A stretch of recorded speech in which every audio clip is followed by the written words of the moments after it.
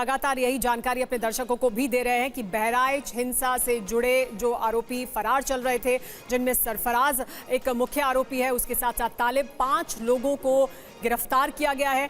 Exchange of fire हुआ, यानी police लगातार क्योंकि दबिश दे रही थी, कोशिश कर रही थी इन्हें गिरफ्तार करने की, इनको पकड़ने की। ऐसे में पुलिस की इनके साथ मुठभेड़ हुई, पुलिस ने रोकने की कोशिश की, सरेंडर करने के लिए कहा, लेकिन गोली चली है।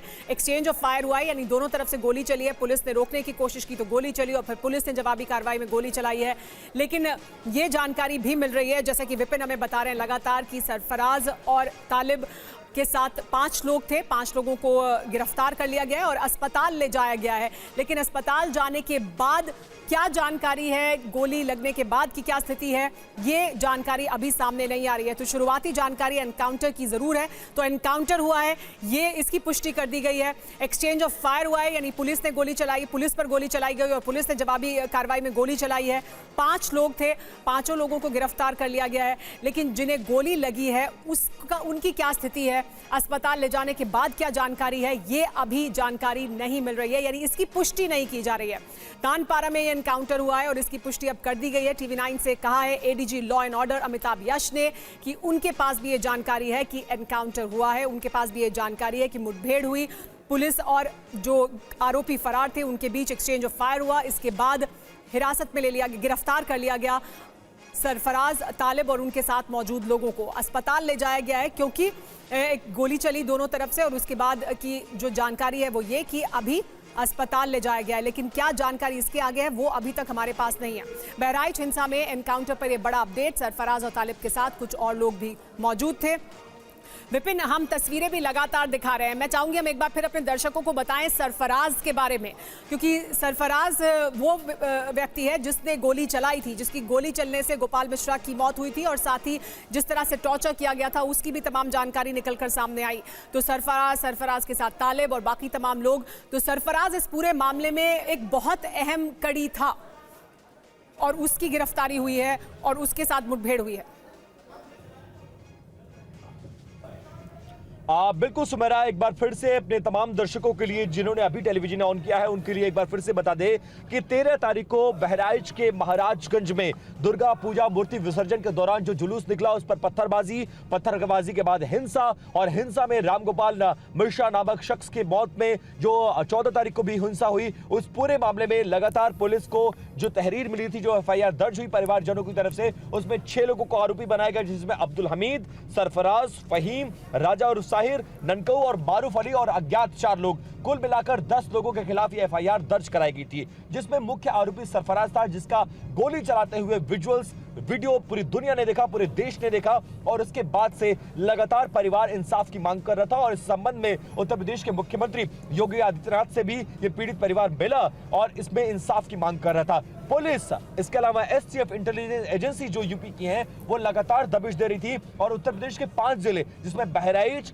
गोंडा, बस्ती, बाराबंकी, अयोध्या, जो आसपास के 5 जिले हैं, इनमें दबिश दी जा रही थी क्योंकि यहां इनके छिपे होने की आशंका है। 13 तारीख को हिंसा को अंजाम देने के बाद ये तमाम आरोपी, सो मुख्य आरोपी है सरफराज, उसका पिता अब्दुल हमीद और उसका भाई फहीम के साथ जो 5 आरोपी नामजद है, 6 आरोपी, वो तमाम फरार बताए जा रहे थे और उनकी गिरफ्तारी के लिए पुलिस टीमें की गठित कर दी गई थी और उनकी गिरफ्तारी के लिए कोशिशें की जा रही थी। इस बीच ये लगातार इनपुट मिल रहा था कि या तो अपने फैमिली, या तो अपने फ्रेंड्स, या तो रिलेटिव्स क्या छिपे हो सकते हैं, इसी के दिशा में छापेमारी भी की जा रही थी, लेकिन कहीं बरामदगी नहीं हो पा रही थी इनकी और ये लगातार फरार बताए जा रहे थे। इस बीच इनके सरेंडर करने की खबर आ रही थी, लेकिन इन्होंने सरेंडर नहीं किया और जो इंफॉर्मेशन डेवलप हुई मुखबिरों के हिसाब से, जो सूचना मिली पुलिस को, जो सर्विलांस में इनके टेलीफोन्स को लगाया गया और इनको ट्रैक करने की जब कोशिश की गई, तो ये पता चला कि ये अब नेपाल जाकर छिपने की फिराक पे है, क्योंकि नेपाल ऐसे अपराधियों के छिपने के लिए सबसे सुरक्षित पनाहगाह होती है और बहराइच से महज 62 किलोमीटर दूर रूपनदेही बॉर्डर है, जहां पर इजीली आप पैदल इस पार से उस पार जा सकते हैं, किसी भी तरह के डॉक्यूमेंटेशन की जरूरत नहीं होती है।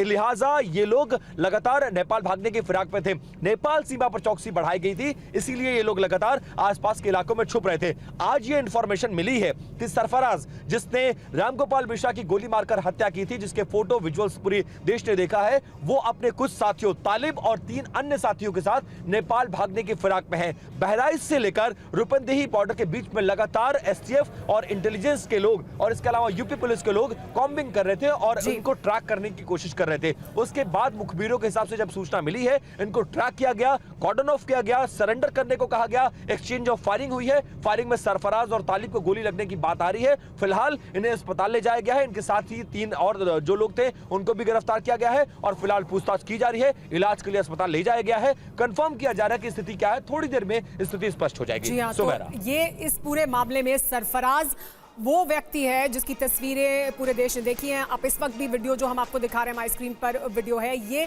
बहराइच हिस्सा में रामगोपाल मिश्रा को जिसने गोली मारी वो व्यक्ति है सरफराज के साथ उसका एक और साथी तालिब और 3 और लोगों को गिरफ्तार कर लिया गया है। जैसे कि जानकारी अभी विपिन भी दे रहे थे, ये मुख्य आरोपी है क्योंकि गोली इसी ने चलाई थी रामगोपाल मिश्रा पर और लगातार पुलिस पर दबाव था कि गिरफ्तारी हो जल्द से जल्द। रोकने की जब कोशिश की गई तो एक्सचेंज ऑफ फायर हुआ है जिसमें गोली लगी है, लेकिन इससे आगे की जानकारी जैसे ही हमारे पास पुष्टि आएगी हम आपको बताएंगे। लेकिन ADG law and order Amitabh Yash से जब हमने बात की तो उन्होंने क्या जानकारी दी इस एनकाउंटर से संबंधित, सुनिए। ये जानकारी प्राप्त हुई है कि बहराइच में जो अपराधी जिन्होंने एक मर्डर किया था जिसके कारण ये क्रिमिनल कॉन्फ्लैग्रेशन हो रहा था, उस प्रकरण में 5 अपराधियों की गिरफ्तारी हुई है। जी, लेकिन क्या इसके बारे में कोई पुष्टि अभी तक हुई है कि गोली लगी है? कितने लोगों को गोली लगी है? क्योंकि ये जानकारी मिल रही है कि 2 लोगों को गोली लगी है। एक एक्सचेंज ऑफ फायर होने की सूचना है, लेकिन डिटेल्स मेरे पास अभी नहीं है। क्या अस्पताल ले जाया गया है, इसके बारे में कुछ जानकारी आपके पास कि जिनको गोली लगी है उन्हें अस्पताल ले जाया गया? ये जानकारी प्राप्त हुई कि एक्सचेंज ऑफ फायर हुआ है और डिटेल्स मैं आपको जानकारी करके आपको दे दूंगा। जी हाँ, तो अभी क्या हम इस बात की पुष्टि कर सकते हैं कि गोली एक्सचेंज ऑफ फायर हुआ, उसमें गोली लगी है? जो मुख्य आरोपी था जिसके हाथ में हमने बंदूक देखी है लगातार वीडियो में, सरफराज और उसके साथ तालिब को? मेरे पास डिटेल्स उपलब्ध नहीं है, मैं डिटेल्स प्राप्त करके आपको उपलब्ध करा दूंगा। Thank you.